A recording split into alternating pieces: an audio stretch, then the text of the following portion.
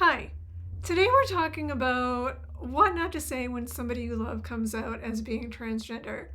When you learned that somebody you love is transgender, it is an overwhelming and emotional time for both of you, you and the person who's just shared that news with you.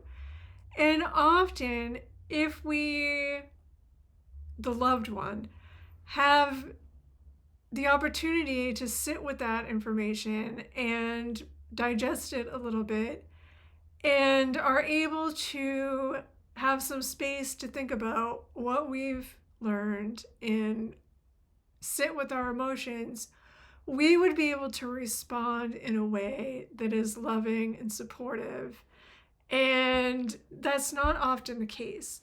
Often, what happens is that somebody tells you that they're transgender and you're caught off guard and your brain is thinking 1,000 different things and you're feeling very emotional about it. And so you say whatever the things are that first come to your mind, which aren't always loving and supportive, as is the case, which can leave you feeling badly and your loved one also feeling badly. So I thought I would share 5 things not to say to somebody who tells you that they are transgender, just in case you find yourself in that position, so that you could think of some other things to say instead. Mainly, I love you and I'm here for you and I support you, which are the best things to say, but here are some that are not. The first one is, are you sure? And the reason why we say that is because we're not sure. We've just been caught off guard with this news, and all these things are going through our head. Worry, fear, probably maybe some doubts. And so we say that not because we don't believe them, but because we're just like, whoa, what is this news? And our brain's like, that can't be right. This person that I've known for such a long time, especially if it's our child, has been this version, and now they're telling us they're this version. And so that's just a natural response. Are you sure? They are sure. They have been sure for a long time. And if they weren't sure, they wouldn't be sharing that information with you. Number 2 is, I love you no matter what. I love you is a great response to somebody who has come out as transgender, but once you put no matter what at the end of it, it is no longer supportive. It is conditional. It means that maybe there's something wrong with you or you being transgender or this situation, but I love you anyways, right? And so I love you no matter what doesn't sound very supportive. It sounds kind of unsupportive. So say I love you and leave the no matter what off. And we don't mean to not be supportive when we say that. We just don't think about how it sounds to the person who's on the other end of hearing that. Number 3 is a lot of questions like, what about marriage? What about children? What about boyfriends and girlfriends? Really personal things that, 1, are none of our business. And 2, really any kind of questions, because a lot of the questions that we have in that moment, and you're going to find that when someone you love comes out as transgender, you're going to have a lot of questions.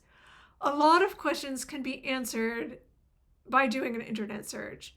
So a lot of questions that you might want to ask, you can find out that information on your own, which really is the most appropriate thing. There's questions that you don't need to be asking your transgender loved one.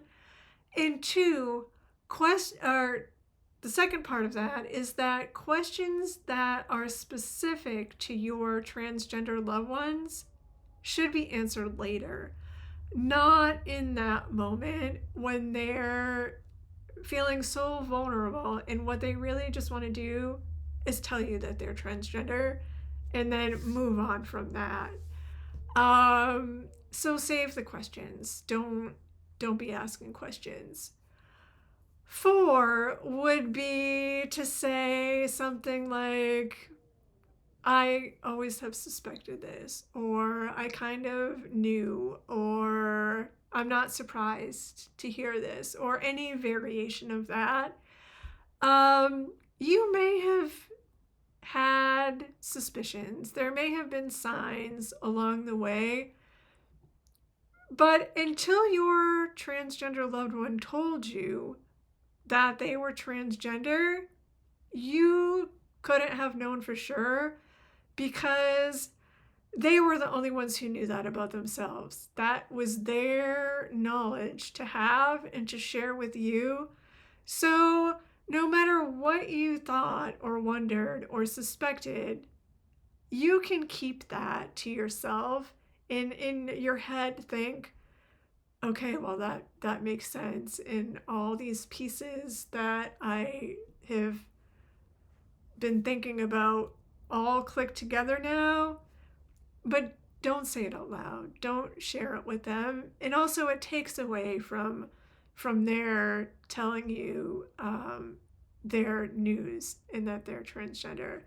And then the last thing is to ask them if it's a phase, or to say, do you think this is a phase, or bring up anything about a phase. This is especially true if you are the parent of a transgender child, especially a teenager, a young adult, or an older transgender person.